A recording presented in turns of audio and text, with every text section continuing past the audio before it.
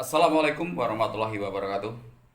Ketemu lagi di channel Herdi Munadar dalam pembelajaran kimia pokok bahasan teori asam basa. Jangan lupa like, subscribe, dan aktifkan lonceng.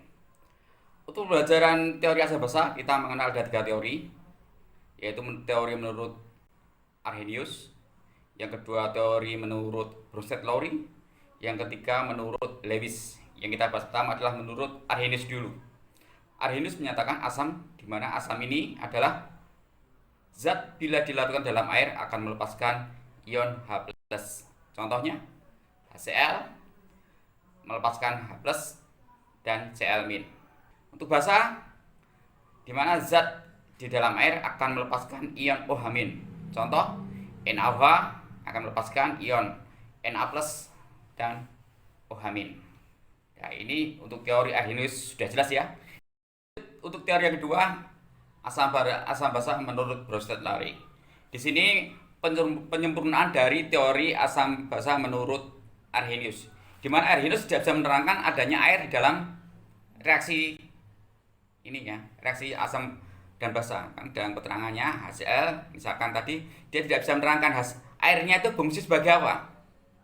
Nah, ini dilanjutkan oleh teori Bronsted-Lowry, di mana Bronsted-Lowry mengatakan bahwa asam adalah donor proton, basa adalah aseptor proton. Proton sini H+.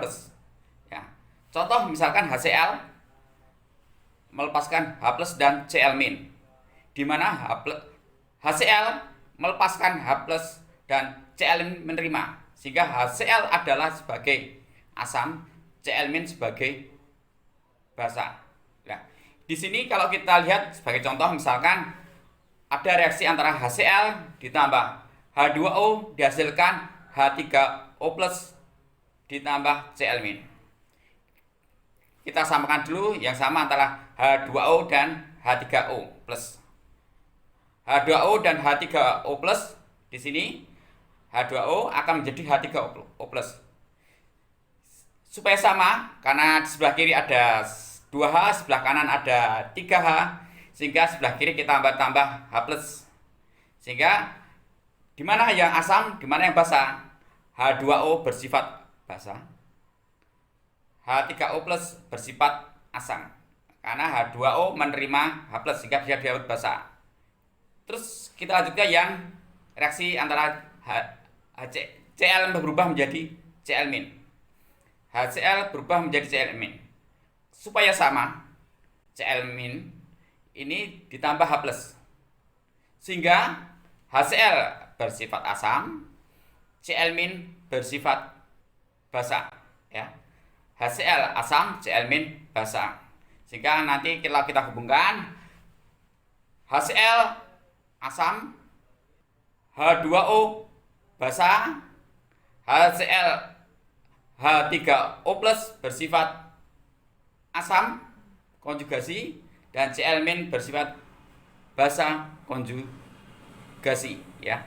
Bersifat basa konjugasi. Ini jelas ya untuk teori. Jadi untuk teori Bronsted-Lowry ini dapat menjelaskan adanya air dalam reaksi antara HCl dan air, sehingga untuk penyempurnaan dari teori Arrhenius. Kita lanjut ke teori Lewis. Nah, di mana teori Lewis ini adalah asam adalah aseptor pasangan elektron. Asam aseptor pasangan elektron, dan basa adalah donor pasangan elektron. Basa adalah donor pasangan elektron. Kalau kita gabungkan, contohnya di sini adalah reaksi antara NH3 ditambah H+ dan menghasilkan NH4+. Ya. NH3 ditambah H+ menghasilkan NH4+. Di mana N ini punya nomor atom 7, dia kalau konfigurasi 1s2, 2s2 dan 2p3, atau ditulis 2,5. Sehingga konfigurasi elektron valensinya adalah 5. H punya nomor atom 1, dia konfigurasinya 1s1, atau elektron keluarnya 1. Tapi kalau H+ di sini elektronnya melepaskan, sehingga dia tidak punya elektron. Jadi kalau H punya satu elektron, taruh H plus tidak punya elektron karena elektron sudah dilepaskan. Ya. Reaksinya seperti ini. NH3 terjadi ikatan antara N punya elektron terluar 5, H punya elektron 1, membentuk ikatan kovalen bentuk NH3 ya. Dia punya pasangan elektron bebas satu pasangan ya. Satu pasangan ini berikatan dengan H plus. Antara H plus dengan NH3 membentuk ikatan koordinasi.